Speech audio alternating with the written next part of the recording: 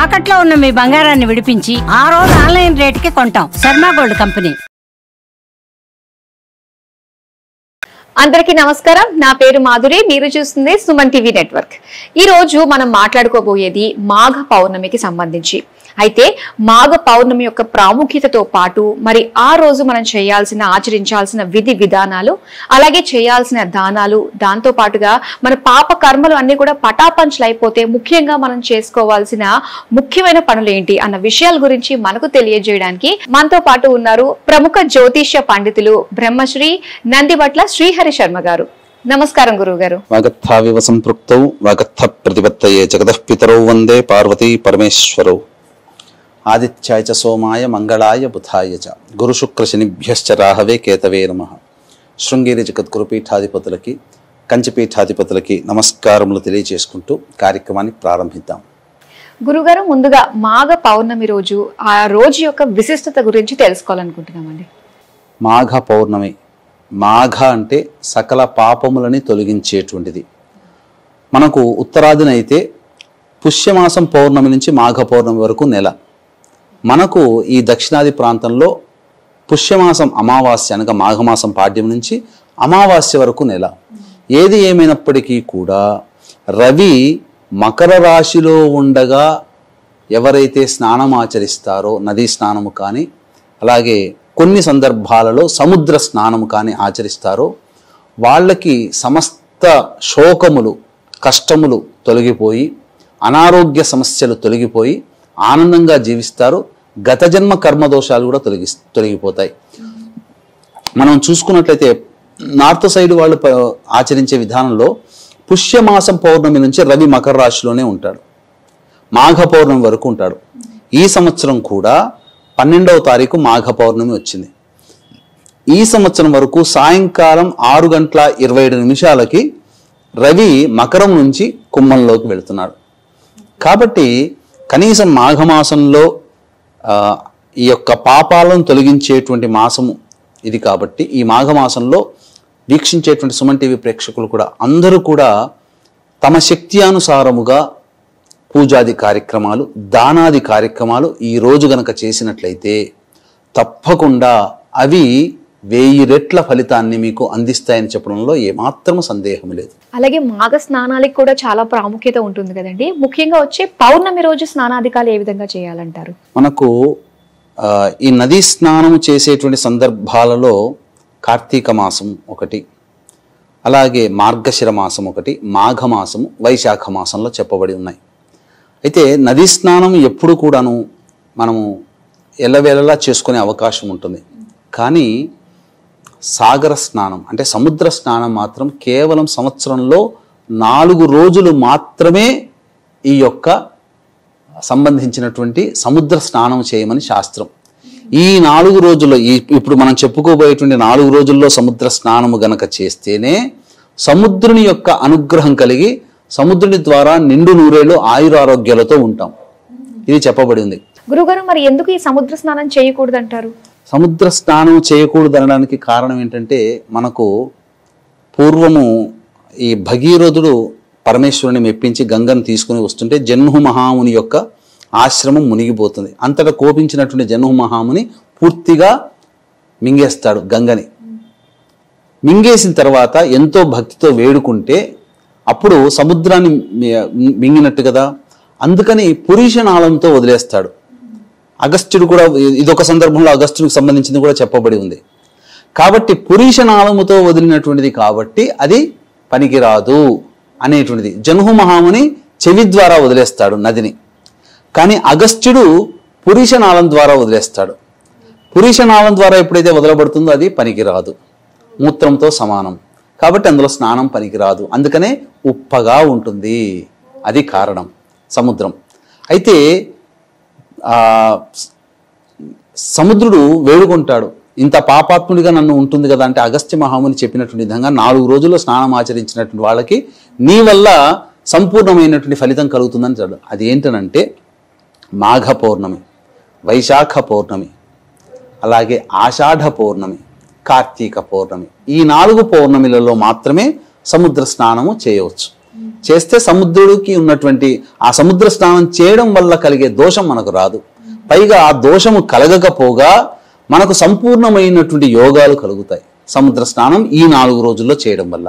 Okay, అందుకు చేయొద్దంటారు. Okay గురుగారు, మరి స్నాన విధి ఏ విధంగా చేయాలంటారు?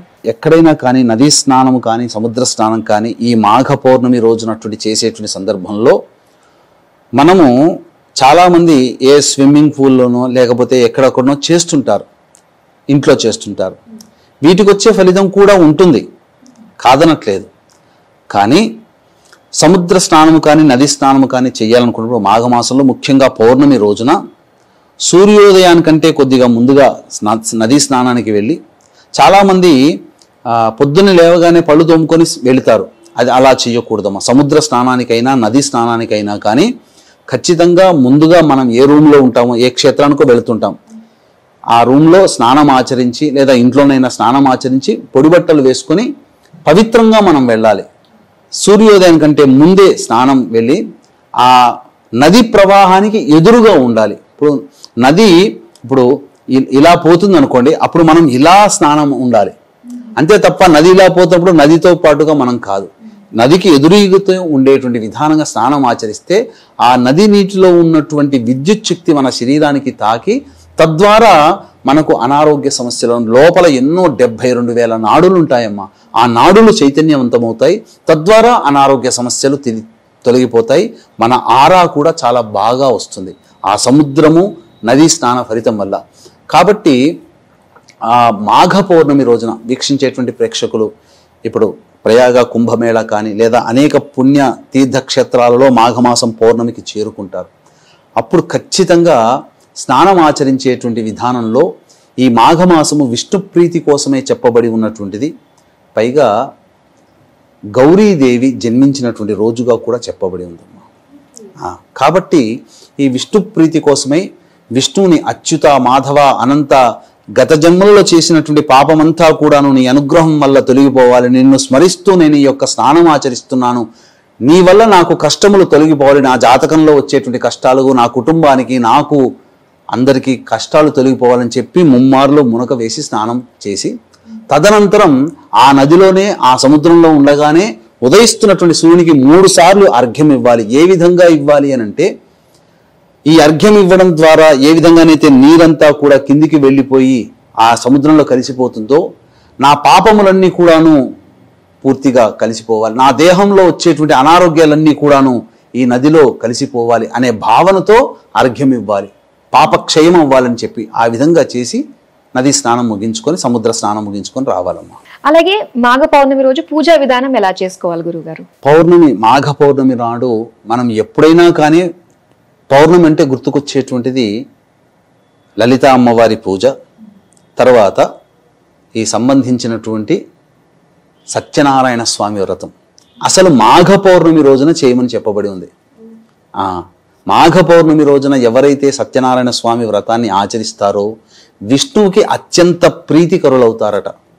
కాబట్టి వీక్షించేటువంటి ప్రేక్షకులు కూడా మాఘ పౌర్ణమి రోజున చక్కగా ఎక్కడైనా కానీ మీకు అవకాశం ఉంటే సత్యనారాయణ స్వామి వ్రతాన్ని చూసినా, ఆ వ్రత కథను విన్నా, ఆ వ్రతాన్ని ఆచరించినా మీకు తప్పకుండా పుణ్యఫలమే కలుగుతుంది.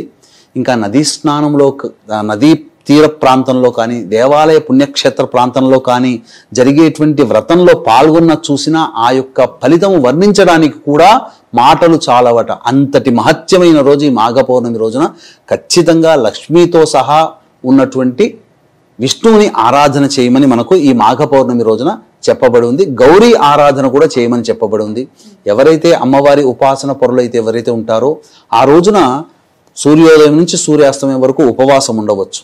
ఉండి ప్రదోషకాల సమయంలో విశేషముగా అమ్మవారికి శ్రీచక్రార్చన, లలితా సహస్రనామ పారాయణాలు ఆ రోజు ఎన్నిసార్లు వీలైతే అన్నిసార్లు చేయండి. ఎందుకంటే సాక్షాత్తు గౌరీదేవి జన్మించినటువంటి పుణ్యతిథిగా చెప్పబడినటువంటి శాస్త్ర ప్రమాణాన్ని అనుసరించి విశేషంగా విష్ణువుకు సంబంధించింది కాబట్టి పౌర్ణమి రోజు ఉత్తరాది ప్రాంతం వాళ్ళకి ఆఖరి రోజు, చాంద్రమానాన్ని అనుసరిస్తున్నటువంటి మనకి పౌర్ణమి చాలా ప్రత్యేకము.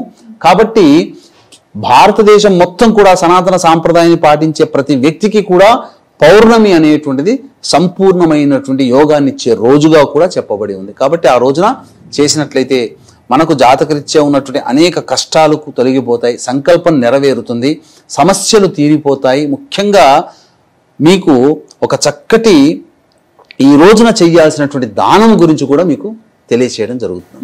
ఏ దానాలు చేసుకుంటే మంచిది అంటారు ఈరోజు? ముఖ్యంగా మనం వీక్షించేటువంటి ప్రేక్షకులు గమనించాల్సినటువంటిది, ఈ యొక్క మాఘ పౌర్ణమి రోజున ఇంతకుముందు ప్రయాగ క్షేత్రంలో కార్యక్రమాలు నిర్వహిస్తున్నామని చెప్పాము. కానీ యోగి ప్రభుత్వం అక్కడ జరిగినటువంటి కొన్ని దుర్ఘటనల కారణం చేత అక్కడ కార్యక్రమాలు చేయడానికి అనుమతించలేదు. కావున ఈ యొక్క జాతకరీత్యా కలుగు విద్య, వివాహ, ఉద్యోగ, దాంపత్య, సంతాన, అనారోగ్య సమస్యల నివారణకి, అలాగే గత జన్మ కర్మదోషాలు ఉంటేనే ఈ జన్మల్లో సమస్యలు అనేటువంటి ఉంటాయి. కాబట్టి గత జన్మ కర్మదోష నివారణ తిలహోమాలు ఈ 2025 సంవత్సరం మొత్తం కూడా శని ప్రభావం అన్ని రాశుల వారికి ఉంటుంది. కావున శనిదోష నివారణ హోమాలు పర్ హెడ్ 2100 రూపాయలకి చేయించడం జరుగుతుంది. అవకాశం ఉన్న వాళ్ళు కార్యక్రమ తదనంతరం కాంటాక్ట్ చేసి గోత్రనామాదులు నమోదు చేసుకోవచ్చు.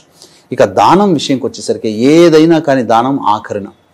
కాబట్టి ఈ దాన విధానము ముఖ్యంగా విష్ణువుని ఈ రోజున పూజించమంది. తిలలతో గనక విష్ణువుని పూజ చేసిన, అలాగే తిలలు కలిపినటువంటి నీటితో ఈశ్వరునికి అభిషేకము చేసిన గత జన్మ కర్మదోషాలు తొలగిపోతాయి. శివానుగ్రహం, విష్ణు అనుగ్రహం ఏకకాలంలో లభిస్తుంది. ముఖ్యంగా విష్ణువుకైనా ఈశ్వరుడికైనా కానీ మనకు ఈ మాఘ పౌర్ణమి రోజుననే పెట్టవలసినటువంటి నైవేద్యం ఒకటి చెప్పబడి ఉంది. అంటే 1:3 రేషియోలో 1 వంతు భాగము చక్కెర లేదా పటిక బెల్లము, 3 వంతు భాగాలు నువ్వులు కలిపినటువంటిది ఆ దేవుడికి, ఈశ్వరునికి పూజ చేసి వ్రతం చేసుకున్న, సత్యనారాయణ స్వామి వ్రతం చేసుకున్న, ఈశ్వరునికి అభిషేకం చేసిన నైవేద్యంగా పెట్టి దాన్ని పంచమని చెప్పబడి ఉంది. అలాగే దానాది కార్యక్రమాలు కూడా ఆ రోజున చేయమని చెప్పబడి ఉందమ్మా. ఈ దానాది కార్యక్రమాలకు ఎలా చెప్పబడి ఉందనంటే, మృణ్మయ పాత్ర అనగా మట్టి పాత్రలోనైనా నిండుగా, లేదా ఒక కలశం రాగి కలశంలోనైనా నిండుగా తిలలు ఉంచి దాని మీద 3 తమలపాకులు పెట్టి పసుపు, కుంకుమ, అక్షితలు, అలాగే పుష్పములు వేసి మధ్యలో మీకు శక్తి కొలది 1/2 గ్రాముతోనైనా కానీ, లేదా బంగారు పూత పూసినటువంటి విష్ణు ప్రతిమని కానీ, శివ ప్రతిమని కానీ ఆ రోజున పెట్టి, బంగారం 1 గ్రామైనా 1/2 గ్రాముతో ఉన్న ప్రతిమ గోల్డ్ షాప్లో దొరుకుతుంది. లేదు బంగారు పూత పూసినదైనా వెండి ప్రతిమనైనా పెట్టి బ్రాహ్మణుడికి దానం చేయమని చెప్పబడి ఉందమ్మా. ఈ రోజున చేసినటువంటి దానము వలన ఆ దాన ఫలితం తిలలంటే కర్మక్షయం, గత జన్మ కర్మదోషాలు తొలగించేది విష్ణు భగవానుడు. విష్ణు భగవానుడి ద్వారానే పుట్టినటువంటివి తిలలు అంటే నల్ల నువ్వులు. అది శని దోష నివారణకి మనం ఉపయోగిస్తున్నాం. కాబట్టి శని అంటే ఎవరు? నవగ్రహాల్లో మళ్ళీ కర్మాధికారి. కాబట్టి ఏ విధంగా చూసినా మనము అంతిమంగా విష్ణు యొక్క అనుగ్రహం కలిగి సమస్యలు తొలగిపోవడం కోసం ఈ యొక్క నియమాన్ని, దానాన్ని మనం పాటించాలమ్మా. అలాగే గురుగారు, ఈ దానం అన్నది ఏ సమయాల్లో చేయాలంటారు? మనకు ఖగోళ శాస్త్రం రీత్యా, జ్యోతిష శాస్త్రం రీత్యా మనకు అద్భుతమైన యోగాలు ఇప్పుడు ఉన్నాయమ్మా. ఏంటనంటే, రవిచంద్రులు పరస్పరం కేంద్రంలో ఉండేటువంటిది పౌర్ణమి రోజున మాత్రమే. రవిచంద్రులు కలిసి ఉండేది మాత్రం అమావాస్య రోజున. కాబట్టి 11:48 నుంచి 1:23 మధ్య కాలంలో వృషభ లగ్నం ఉంటుంది. లగ్నంలో గురువు ఉంటాడు, నవమ స్థానంలో రవి ఉంటాడు, తృతీయ స్థానంలో చంద్రుడు ఉంటాడు, లాభస్థానంలో శుక్రుడు, రాహువు, పంచమంలో కేతువు, కుజుడు 2వ ఇంట, 10వ ఇంట శని, బుధుడు కలిసి ఉంటారు. ఇది అద్భుతమైనటువంటి గ్రహ యోగము. కాబట్టి మధ్యాహ్నం 12 గంటల నుంచి 12:45 మధ్య కాలములో ఈ యొక్క దానము తిలలతో బంగారు రూపుతో ఉన్నటువంటి కలశాన్ని బ్రాహ్మడికి దానము చేయడం. ఆ రోజున విశేషంగా నెయ్యి కానీ, కంబళి కానీ, అలాగే చెప్పులు కానీ, గొడుగు కానీ, వస్త్రములు కానీ దానము చేస్తే మరీ విశేషమైన ఫలితం కలుగుతుంది. వీటితో పాటుగా చేయాల్సినటువంటి దానాలమ్మా. చేసినట్లయితే సంపూర్ణంగా యోగం కలుగుతామా. ఈ రోజున మాత్రం మాఘ పౌర్ణమి రోజున మాత్రమే చెప్పబడినటువంటి దానం ఇది. ఇంకా మళ్ళీ వేరే సమయంలో చేస్తే ఇంత ఫలితం అనేది రాదు. ఈ రోజును మాత్రమే మనం చేసుకుని మంచి ఫలితాలు పొందాలి. గురుగారు, మాఘ పౌర్ణమికి సంబంధించిన విధులు మాకు తెలియజేసినందుకు ధన్యవాదాలండి. సర్వం శ్రీ ఉమామహేశ్వర పరబ్రహ్మార్పణమస్తు.